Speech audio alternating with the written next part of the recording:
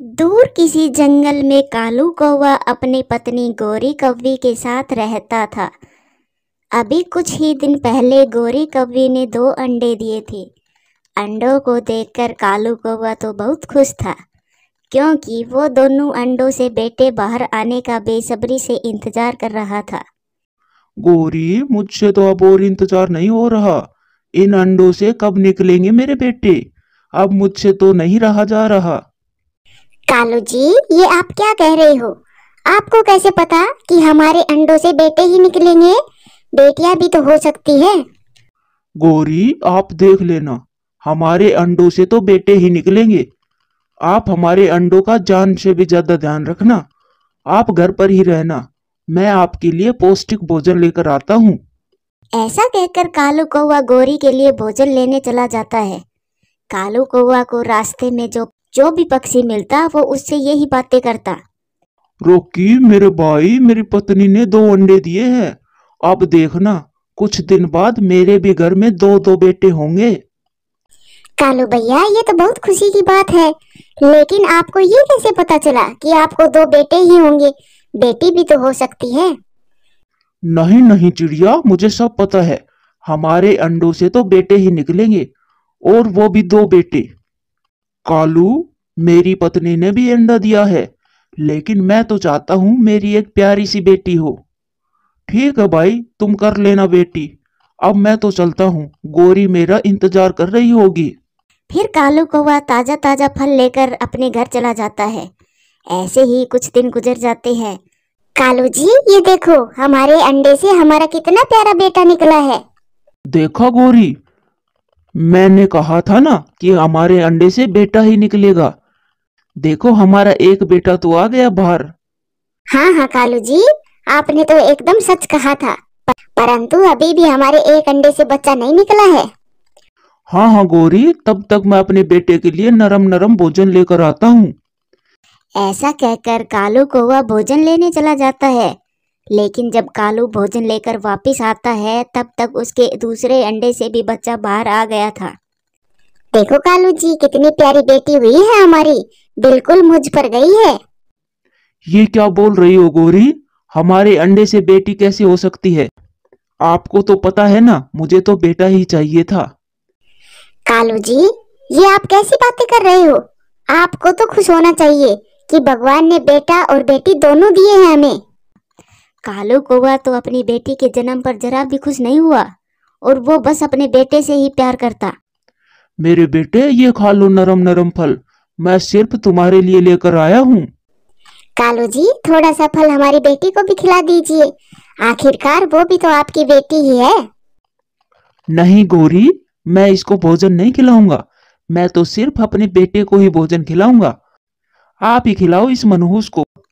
इस तरह से कालू कौवा तो अपनी बेटी से जरा भी प्यार नहीं करता था। वो रात दिन अपने बेटे का ही ध्यान रखता और उसके लिए ही मीठे मीठे फल लाता। आजा मेरे जग्गू बेटे, आज मैं तुम्हें जंगल की सैर करवा कर लाता हूँ। तुझे भी तो पता चले कि रंग बिरंगे फूलों की खुशबू क्या होती है और ताजी ताजी हवाएं क्या होती है। फिर कालू कौवा अपने साथ अपने बेटे को घुमाने ले जाता है, और इधर लाली कवि अपनी माँ से कहती है, मम्मा मम्मा, मुझे भी पापा और भैया के साथ जंगल में घूमने जाना था, लेकिन मम्मा, पापा तो मुझे कभी भी अपने साथ लेकर नहीं जाते, बस भैया को ही अपने साथ ले जाते हैं। कोई बात नहीं बेटी, जब पापा घर आएंगे तब मैं आपको जंगल की सैर करा कर लाऊंगी। इधर कालू कौवा अपने बेटे के साथ खूब मस्ती करता है और उसे पूरे जंगल की सैर कराता है। रोकी कबूतर भी अपने बेटे के साथ वहीं आया हुआ था। कालू यार, तुम अपनी बेटी को साथ क्यों नहीं लाए? वो भी जंगल की सैर करके खुश हो जाती। कबूतर, तेरी तो किस्मत अच्छी है जो तुझे बेटा हुआ। अगर तुझे भी बेटी होती तो तुझे पता चलता कि सर पर बेटियों का कितना बोझ होता है। कालू, तुम्हारी बातें तो मेरी समझ से ही बाहर है। ना जाने तू उस नन्ही सी बच्ची से इतना भेदभाव कैसे करता है। चलो जग्गू बेटा, यहाँ से। सारा मूड ही खराब कर दिया इस कबूतर ने। ऐसे ही कुछ समय गुजरता है और वो दोनों बच्चे थोड़े बड़े हो जाते हैं। गोरी, आज आप खीर बनाना। आपको पता है ना, आज मेरे जग्गू बेटे का जन्मदिन है। कालू जी, सिर्फ जग्गू का ही जन्मदिन नहीं है, आज हमारी बेटी लाली का भी जन्मदिन है। चुप हो जाओ गोरी, जन्मदिन तो सिर्फ बेटों को ही मनाया जाता है। बेटियों का जन्मदिन कौन मनाता है? और बेटी पैदा होने पर किसको खुशी होती है? ऐसा कहकर कालू कौवा सिर्फ अपने बेटे जग्गू का ही जन्मदिन मनाता है और अपने बेटे के लिए ही तोहफे लाता है। कालू जी, आप मेरे मायके हो आइए। जब मैं पिछली बार गई थी तब मेरी माँ आपको बहुत याद कर रही थी। ठीक है गोरी, आज मैं आपके मायके चला जाता हूँ, परंतु मैं अपने साथ अपने बेटे को ले जाऊंगा। हाँ हाँ कालू जी, आप दोनों बच्चों को साथ ले जाइए। वैसे भी माँ ने इन्हें देखा नहीं है। नहीं गोरी, सिर्फ मैं अपने बेटे को ही साथ लेकर जाऊंगा और किसी को नहीं। कालू जी, माँ ने कुछ दिनों के लिए लाली को अपने पास बुलाया है, तो आप इसलिए लाली बेटी को कुछ दिनों के लिए वहीं छोड़ आना। गोरी कौवी की ये बात सुनकर कालू कौवा थोड़ा खुश हो जाता है और लाली बेटी को भी अपने साथ ले जाता है। तीनों रास्ते में जा ही रहे थे कि रास्ते में उन्हें एक खतरनाक चील मिल जाती है। आ जाओ, मैं कब से अपने भोजन की खोज कर रही थी। मैंने सुबह से कुछ नहीं खाया है। अब जल्दी से बताओ किसको पहले खाना है, मुझे बहुत जोरों की भूख लगी है। कालू कौवा तो बहुत डर गया था। उसने तो अपने मन ही मन में लाली को चील को देने का सोच लिया था, लेकिन उससे पहले ही जग्गू बोल देता है, चील आंटी, आप पहले मेरे पापा को खा लीजिए। हम बच्चों को खाकर आपका पेट नहीं भरेगा। वैसे भी आप पापा जी कर क्या ही करेंगे, पूरी जिंदगी तो उन्होंने गुजार ही ली। अपने बेटे की ये बातें सुनकर कालू कौवा का प्यार बिखर जाता है। नहीं चील आंटी, आप मुझे खा लीजिए, पर मेरे पापा को मत खाना। अपने बेटा और बेटी की ऐसी बातें सुनकर तो कालू कौवा की आंखें खुल जाती है और वह चील से कहता है, नहीं चील, आप मुझे ही खा लो। मैं बहुत बुरा पिता हूँ। मैंने अपनी बेटी से कभी भी प्यार नहीं किया। मुझे जीने का कोई हक नहीं है। आप मुझे ही खा लीजिए, लेकिन मेरे दोनों बच्चों को जाने दीजिए। अब तुझे पता चल गया होगा कि बेटी तो बेटों से भी ज्यादा प्यारी होती है। आज मेरे कारण एक बेटी को एक पिता का प्यार मिलेगा, इसीलिए मैं तुम तीनों में से किसी को नहीं खाऊंगी। तुम तीनों आजाद हो। ऐसा कहकर वो चील वहां से भूखी ही चली जाती है और उस दिन के बाद कालू कौवा अपनी बेटी से अपनी जान से भी ज्यादा प्यार करने लग जाता है। प्यारे दोस्तों, बेटियां ऐसी होती है। नाज तुम्हें था बेटों पर, बोझ लगी थी बेटियां। बेटों की सब मांगे पूरी, तरस रही थी बेटियां। पर बेटे जब खुदगर्ज हुए और उनको जब तुम बोझ लगे, तब पलकों पर तुम्हें बिठाने तैयार खड़ी थी बेटियां। वीडियो अच्छी लगे तो लाइक करें, शेयर करें, कमेंट्स करें और हाँ, चैनल को सब्सक्राइब करें। आपका धन्यवाद। सुंदरवन जंगल में बहुत तेज तूफान आया था। उस तेज तूफान में पक्षियों के घर टूट गए थे। कल के तूफान में हम सबके घर टूट गए हैं। अब हमें फिर से घर बनाने होंगे। हाँ टुनटुनी, हमें जल्दी जल्दी अपने घर बनाने होंगे, वरना आज की रात हमें सर्दी में ही काटनी पड़ेगी। टुनटुनी बहन, मेरे दिमाग में एक आइडिया आया है, जिससे हम शाम होने से पहले ही अपना घर बना लेंगे। गोरी, आखिर शाम होने से पहले हम अपना घर कैसे बना पाएंगे? रोकी भैया, अलग अलग घर बनाने से अच्छा है हम सब मिलकर एक घर बना लें। इससे हमारा घर भी जल्दी बन जाएगा और हमें रात को भी ठंड में नहीं रहना पड़ेगा। हाँ गोरी बहन, आपका आइडिया तो एकदम सही है। अपना अलग अलग घर बनाने से अच्छा है हम एक ही बड़ा घर बना ले और सब मिलकर उसी में रहें। ठीक है, तो मैं और कालू मिलकर मजबूत लकड़ियां ढूंढ कर लाते हैं। आप दोनों एक ऐसी जगह देख लो जहां पर हमारा बड़ा घर बन सके। ऐसा कहकर कालू कौवा और रोकी कबूतर लकड़ियां लेने चले जाते हैं और गोरी कौवी और टुनटुनी एक खाली जगह देखने में लग जाती है। टुनटुनी बहन, हम नदी किनारे अपना घर बना लेते हैं, फिर हमें पानी पीने भी दूर नहीं जाना पड़ेगा। नहीं गोरी बहन, मेरी माँ हमेशा कहती थी कि नदी के पास की मिट्टी नरम होती है, कभी भी घर टूट सकता है, इसलिए हमें कभी भी नदी के किनारे पर घर नहीं बनाना चाहिए। ठीक है टुनटुनी बहन, फिर कोई अच्छी सी जगह देख लो, मैं तो पानी पी लेती हूँ, प्यास लग रही है। ऐसा कहकर गोरी कौवी पानी पीने लगती है और इधर कालू कौवा और रोकी कबूतर घने जंगल में पहुंच जाते हैं। कालू, इस पेड़ की लकड़ियां मजबूत दिखाई देती हैं, क्यों न हम इसी पेड़ को काट कर लकड़ियां ले जाएं? हाँ रोकी भाई, ये पेड़ है भी सबसे बड़ा, इसी से हमारा घर पूरा बन जाएगा। ऐसा कहकर वो दोनों उस पेड़ की लकड़ियां काट लेते हैं और उन्हें लेकर अपने जंगल में आ जाते हैं। रोकी भैया, आप दोनों लकड़ियां लाते रहो, मैं और गौरी घर बनाना शुरू करते हैं। फिर वो चारों ऐसा ही करते हैं। पूरे दिन मेहनत करने के बाद उनका घर बनकर तैयार हो जाता है। अरे वाह, हमारा कितना सुंदर घर बना है, वो भी शाम होने से पहले ही। हाँ गौरी जी, ये सब आपके सुझाव के कारण ही हो पाया है। अब बस एक ही चीज की कमी है। वो क्या कालू भैया, हमारा घर तो पूरा बन गया है, अब कौन सी चीज की कमी है? टुनटुनी, वो अपने अपने घोंसलों को गर्म रखने के लिए कपास की रुई चाहिए होगी। फिर वो सब मिलकर कपास की रुई ले आते हैं और रात होने से पहले ही अपने अपने घोंसलों में बैठ जाते हैं। कितना अच्छा लग रहा है कि हम सब पड़ोसी एक ही घर में मिलजुल कर रहेंगे। मुझे तो ये घर बहुत ही सुंदर लग रहा है, दिल कर रहा है बस इसी को देखे जाऊं। मुझे तो इस बात की खुशी है कि हमारा घर जल्दी बन गया, वरना इस कड़कती सर्दी में हमें बाहर ही रहना पड़ता। ऐसी बातें करते करते वो सब सो जाते हैं, परंतु गौरी कोवी को तो नींद नहीं आ रही थी। काश ये घर मेरा होता, मैं अकेली ही होती इस बड़े घर की मालकिन, लेकिन ये रोकी और टुनटुनी भी तो है इस घर के बराबर के हकदार। इन दोनों का मैं क्या करूं? ऐसा सोचकर गौरी कोवी भी सो जाती है। अगली सुबह रोकी और टुनटुनी जल्दी ही उठ जाते हैं। टुनटुनी, ये दोनों तो अभी तक सोए हैं, मैं इन्हें जगा देता हूँ, फिर साथ में ही चलेंगे भोजन लेने। नहीं रोकी भैया, आप इन दोनों को सोने दो, हम दोनों ही भोजन लेने चले जाते हैं और इन दोनों के लिए भी भोजन ले आएंगे। वो दोनों भोजन लेने चले जाते हैं और फिर गौरी कोवी भी नींद से जाग जाती है और कालू कौवा से कहती है, कालू जी, मुझे ये घर बहुत अच्छा लग रहा है, पर वो दोनों मुझे इस घर में जरा भी अच्छे नहीं लग रहे।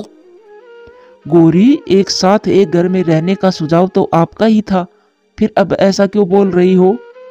वो तो मैंने इसलिए कहा था कि बस घर जल्दी से बन जाए, वरना हम दोनों से तो ऐसा घर कभी भी नहीं बनता। तो फिर गौरी जी, अब हमें ऐसा क्या करना चाहिए जिससे ये घर हम दोनों का हो जाए? कालू जी, जब वो दोनों भोजन लेकर शाम को आए तो हम दरवाजा नहीं खोलेंगे और उनकी बातों का भी कोई जवाब नहीं देंगे। फिर शाम हो जाती है, बर्फ गिरना शुरू हो जाती है। जल्दी जल्दी चलो टुनटुनी, आज तो कालू और गौरी का भोजन ढूंढते ढूंढते शाम हो गई। फिर वे दोनों अपने घर आ जाते हैं, लेकिन कालू और गौरी अपना दरवाजा नहीं खोलते। कालू भैया, दरवाजा खोलो, हम दोनों आ गए हैं। हाँ गौरी, जल्दी से दरवाजा खोलो, बाहर बहुत सर्दी पड़ रही है। कालू जी, कुछ भी हो जाए हमें दरवाजा नहीं खोलना, थोड़ी ही देर में अपने आप यहाँ से चिल्लाकर चले जाएंगे। हाँ गौरी, आप थोड़ी आहिस्ता बोलो, बाहर आवाज सुनाई दे रही होगी। गौरी बहन, आप अंदर क्या कर रही हो? जल्दी से दरवाजा खोलो, बाहर बहुत सर्दी पड़ रही है।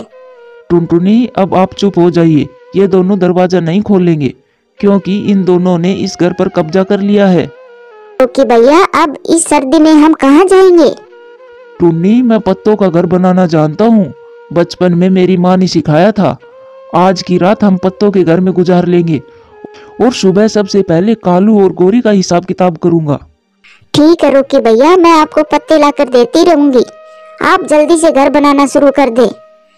ऐसा कहकर वो दोनों पत्तों का घर बनाना शुरू कर देते हैं और कुछ ही समय में उनका पत्तों का घर बनकर तैयार हो जाता है। रोकी भैया, कालू और गौरी ने हमारे साथ अच्छा नहीं किया, मैं सुबह गौरी बहन से पूछूंगी उन्होंने हमारे साथ ऐसा क्यों किया। आप ही पूछना उनसे, मैं तो लाठी से बात करूंगा, कितनी मेहनत से लकड़ियां काट कर लाया था मैं। फिर वो दोनों सो जाते हैं और सुबह हो जाती है। रोकी कबूतर कालू के घर के बाहर लकड़ी लेकर पहरा दे रहा था। कालू कौवा जैसे ही दरवाजा खोलता है, रोकी उस पर लाठी से हमला कर देता है। मार दिया रे, मार दिया, इस रोकी कबूतर ने मुझे मार दिया। क्या हुआ कालू जी, ऐसी क्यों चिल्ला रहे हो? गौरी, बाहर आओ तो सही, इस रोकी ने मुझे मार दिया। यह सुनकर गौरी को भी तुरंत ही बाहर आ जाती है। अरे रोकी, तूने मेरे कालू जी का सर ही फोड़ दिया, रुक अभी मैं तुझे बताती हूँ। यह कहकर गौरी और रोकी कबूतर में लड़ाई होती है। रुक जाओ रोकी भैया, रुक जाओ, आप दोनों ऐसा लड़ना बंद करो, हम आपस में बैठकर भी बात कर सकते हैं। फिर टुनटुनी चिड़िया उन दोनों की लड़ाई रोक देती है। आप दोनों हमें माफ कर दो, हम दोनों ऐसा दोबारा कभी भी नहीं करेंगे। ये घर हम सब ने मिलकर बनाया है और सब मिलकर ही रहेंगे। हाँ टुनटुनी बहन, ये बड़ा घर देखकर मुझे लालच आ गया था, लेकिन मैंने ये नहीं सोचा कि आप दोनों का इस कड़कती सर्दी में क्या होगा। मुझे भी आप दोनों माफ कर दो। मुझे गुस्से में आकर तुम पर हमला नहीं करना चाहिए था, आराम से भी बात हो सकती थी। ऐसा कहकर फिर वो सब मिलजुल कर रहने लगते हैं और झगड़ा भी बंद कर देते हैं। प्यारे दोस्तों, कहानी कैसी लगी कमेंट्स करके जरूर बताना। धन्यवाद। आज टुनटुनी चिड़िया की खुशियों का कोई ठिकाना नहीं था, क्योंकि आज उसकी बेटी चिंकी की शादी थी। माँ, आज आप जल्दी जल्दी काम खत्म करवाओ, बारात आने में कुछ ही समय बचा है। टूनी बेटा, तुम चिंता ना करो, सब हो जाएगा। क्यों अपने आप को थका रही हो? मेरे पास बैठ जा, थोड़ा आराम भी कर ले। नहीं माँ, अब तो चिंकी बेटी की शादी के बाद ही आराम मिलेगा, उससे पहले मुझे चैन कहाँ मिलेगा। अभी तो कितने सारे काम बाकी है। अरे माँ, आपने मुझे किन बातों में लगा लिया? मैं दर्जी के पास जाने वाली थी, चिंकी का लहंगा भी तो फिटिंग करवा कर लाना है, बारात बस आती ही होगी। ऐसा कहकर टुनटुनी जल्दी से घर से निकलती है। वो तेज उड़ती है, वो जल्द ही दर्जी के पास पहुंच जाती है। गोरी बहन, जल्दी से मेरी चिंकी का लहंगा दे दो, बारात बस आती ही होगी। रुको 2 मिनट, मैं अभी लहंगा लाती हूँ। गोरी लहंगा लाने अपनी दुकान में जाती है। वो लहंगा देखकर चौंक जाती है। टुनटुनी, चिंकी का लहंगा तो जल गया है। वो रात को लाइट चली गई थी, मैंने मोमबत्ती जलाकर काम किया और गलती से उसे बुझाना भूल गई। गोरी के मुंह से यह बात सुनकर टुनटुनी के तो पैरों तले से जमीन खिसक गई। वो कुछ देर तो खामोश हो जाती है। गोरी, ये आपने क्या किया? अब मेरी बेटी क्या पहनेगी? मेरी बेटी की शादी कैसे होगी? टुनटुनी, मुझे माफ कर दो, ये मैंने जानबूझकर नहीं किया। हम चिंकी के लिए दूसरा लहंगा लाएंगे। गोरी, पता है, चिंकी के ससुराल वालों ने वो लहंगा 25,000 रुपए का खरीदा था। अपना लहंगा ना देखकर वो क्या सोचेंगे? टुनटुनी, उनको जो सोचना है सोचने दो, मगर अब लहंगा तो हमें ही खरीद कर लाना होगा। चलो मेरे साथ। ऐसे टुनटुनी को समझाते हुए गोरी लहंगे की दुकान पर ले जाती है और वो कई तरह के लहंगे देखती है। टुनटुनी, अब बिल्कुल उनके जैसा लहंगा तो मिलेगा नहीं, हम यही ले लेंगे, और वैसे भी बारात आने ही वाली होगी। फिर वो वही लहंगा लेकर घर आ जाते हैं। घर पर लड़के पक्ष वाले भी बारात लेकर आ गए थे। चिंकी को तैयार करके मंडप में लाया जाता है। बेटा, हमने जो लहंगा दिया था वो तो चिंकी ने पहना ही नहीं। हाँ माँ, आप पता करें इन्होंने हमारे लहंगे के साथ क्या किया है। बहन जी, जो लहंगा हम लाए थे वो कहाँ है? कहीं बेच कर खा तो नहीं गए? गोरी, जिसका डर था वही हो गया, इन्होंने तो आते ही लहंगे की बात छेड़ दी। बहन जी, चिंकी आपका लहंगा पहने या हमारा, क्या फर्क पड़ता है? बस बच्ची की पसंद की बात थी तो बस हमने ये पहना दिया। नहीं होगी कोई शादी जब तक चिंकी हमारा दिया लहंगा ना पहन ले। दूल्हे की माँ की यह बात सुनकर टुनटुनी रोते रोते उन्हें सारी सच्चाई बता देती है। बेटे, नहीं करनी तेरी शादी इन गरीबों के बीच। लहंगा तक बेच खा गई, आगे आगे पता नहीं क्या करेंगे। हाँ माँ, ये सब झूठ बोल रहे हैं। इतना महंगा लहंगा देकर इनको लालच आ गया होगा और उसको बेच दिया होगा। ऐसा सोचकर दूल्हा अपनी बारात वापस ले जाता है और चिंकी मंडप में रोती रह जाती है। चुप कर जा मेरी बेटी, चुप कर जा। जो भी हुआ है वो सब अच्छे के लिए ही हुआ है। टुनटुनी, चिंकी बेटी की बारात मंडप पर से चली गई है, अब इसमें क्या अच्छा हो सकता है? गोरी, अभी तो ये शादी टूटने का ही दर्द है। अगर इन जालिमों के घर मेरी बेटी चली जाती तो पता नहीं मेरी बेटी को क्या क्या झेलना पड़ जाता। भगवान का शुक्र है कि मेरी बेटी इनसे बच गई, रिश्ता तो और हो जाएगा। इस तरह से टुनटुनी अपने आप को संभाल लेती है, मगर चिंकी तो अभी भी सदमे में थी। इस तरह काफी समय गुजर जाता है। कुकी, बस लहंगे की ही बात थी और चिक्कू मुझे छोड़कर चला गया। चिंकी, तू अभी भी उस शादी को नहीं भुला पाई है। सब कितना आगे बढ़ गए हैं, तू भी उसे भूल जा और देखना एक दिन तेरी शादी बहुत अच्छे नेक दिल पक्षी से होगी। वो दोनों सहेली ऐसे बातें कर ही रही थी, तभी वहाँ पर एक हवाई मोटर आकर रुकती है। क्या मैं यहाँ पानी पी सकता हूँ? वो क्या है, मेरे पीने का पानी खत्म हो गया। हाँ हाँ, आपको जितना पानी पीना है उतना पी ले, क्योंकि हमारी नदी से पानी कभी खत्म नहीं होगा। अरे यार, आप तो बड़े मजाकिया हो, मुझे ऐसे पक्षी बहुत पसंद है। ऐसा कहकर वो विदेशी पक्षी पानी पी लेता है। फिर उसकी नजर चिंकी के मासूम चेहरे पर जाती है, जिसकी आंखों में पानी था। अरे आपकी सहेली इतना उदास क्यों है? क्या हुआ इन्हें? कुकी विदेशी पक्षी को सब बता देती है। विदेशी पक्षी को चिंकी पर बहुत दया आती है और वो अपने मन ही मन में शादी करने का फैसला कर लेता है। मैं तो चिंकी से ही शादी करूंगा, और वैसे भी एक न एक दिन शादी तो करनी ही है। अगर चिंकी से होगी तो शायद उनका और उनके परिवार का दुख थोड़ा कम हो जाए। फिर वो चिंकी और कुकी वहाँ से चली जाती है।